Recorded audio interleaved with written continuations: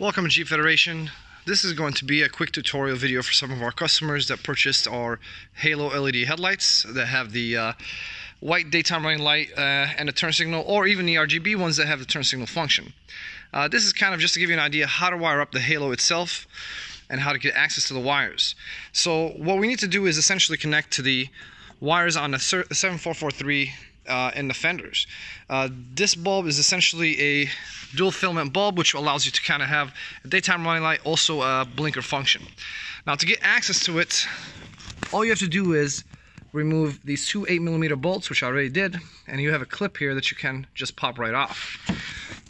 This is what the bolts look like, and here's the clip. You can reuse everything afterwards. Once you pry this back, you will have access to the 7443 bulb right here, which you can basically turn counterclockwise and remove to give you access to the three wires on the back. One of them is a ground, one of them is daytime running light, and one of them basically is a turn signal function. So all you have to do is just tap into the turn signal function and the daytime running light. White for the daytime running light and amber for the turn function. And you can run the wire from the fender well in here that will come essentially from where the headlight is.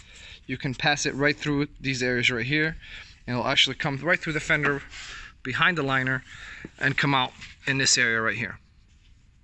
So the installation is pretty simple. You don't have to cut these wires. You can just use self-tappers and tap into the wire itself. Thanks for watching.